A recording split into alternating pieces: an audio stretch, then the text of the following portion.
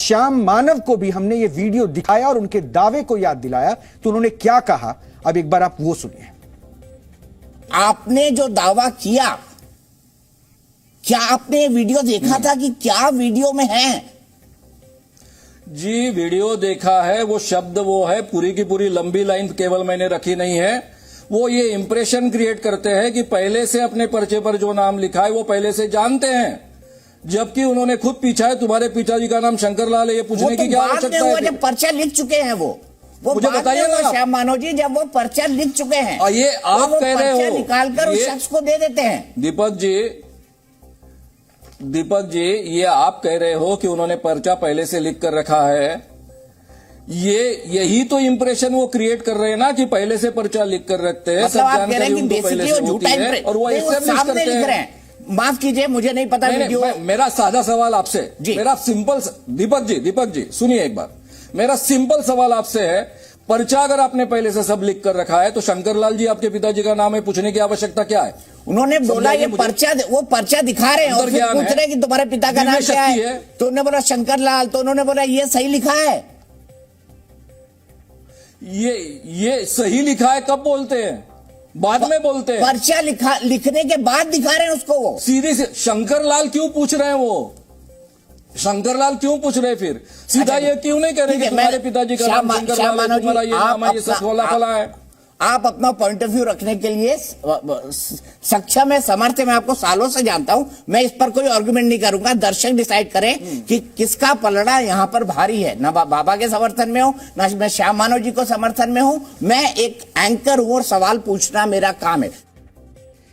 एक बात हम भी बिल्कुल साफ कर दें कि हम किसी का पक्ष नहीं ले रहे, जो सच है वो हम आपको दिखा रहे हैं। और हम ये जरूर आपको बताएंगे कि डीएनए में हमने आपको थोड़े दिन पहले फिरोज शाह कोटला में एएसआई की एक रिपोर्ट दिखाई थी। एएसआई ने जिस जगह पर पाबंदी लगा रखी है वो हमने पूरी रिपोर्ट खबर दिखाई थी और ये बताया था कि फिरोज शाह कोटला में वहां मौलवी प्रेत भगाने के तमाम तरह के योजन करते हैं। वहां पे अभी भी ये सब कुछ चलता है। तो मुझे लगता है कि वहां भी ऐसे लोगों को जो कह रहे हैं कि अंधविश्वास का काम चल रहा है, वहां जाना चाहिए और उस पर भी सवाल उठाना चाहिए। हम बागेश्वर महाराज के तथाकथित चमत्कार के किसी वीडियो की पुष्टि नहीं करते हैं, लेकिन हम किसी की आस्था पर सवाल उठाकर उसकी भावनाओं को चोटिल करना चाह रहे हैं। यह सच नहीं है। सच यह है कि आस्था से चमत्कार भी होते हैं। यह सच्चाई है, आस्था से चमत्कार भी होते हैं। लेकिन दूसरी सच्चाई यह भी है कि हर चमत्कार पर वैज्ञानिक दृष्टिकोण भी तलाशा जाता है। हमारा मानना है कि आस्था अपनी जगह है और विज्ञान अपनी जगह है। और कहा भी जाता है कि आस्था के आगे सारे विज्ञान फेल हो जाते हैं। हमें लगता है कि अगर आस्था से किसी का नुकसान नहीं हो रहा है तो ऐसी आस्था पर सवाल उठाने जरूरी नहीं है, क्योंकि पत्थर को भगवान मानकर पूजन भी आस्था का विषय है। लेकिन विज्ञान इसे भी मान्यता नहीं देता, लेकिन सवाल भी नहीं उठाता। हमारे देश के जाने माने वैज्ञानिक भी भगवान को मानते हैं और डॉक्टर भी मरीज के ठीक होने के लिए दुआ करने के लिए कहते हैं। किससे? उसी ऊपर वाले से।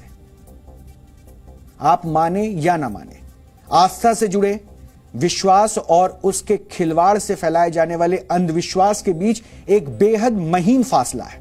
और कई बार इसी महीन लाइन को पार करने में सभी धर्म में भूत प्रेत भगाने समेत तरह तरह के चमत्कार दिखाकर लोगों को भ्रमित करने का खेल चलता है, जिसका उदाहरण मैंने फिरोज शाह कोटला में मौलवी और मौलानाओं द्वारा प्रेत भगाने की जो योजना चलती है उसके बारे में बताया, जिसकी रिपोर्ट हमने दिखाई थी, और लोग उससे प्रभावित भी होते हैं। लेकिन हम ये बात जरूर कहेंगे कि आस्था के नाम पर अगर लोगों से धोखाधड़ी का खेल अगर खेला जाए तो उससे सावधान रहने की भी जरूरत है और उसे रोकना भी जरूरी है। इसलिए जरूरी था कि आपके बीच में ये दोनों पक्ष आए।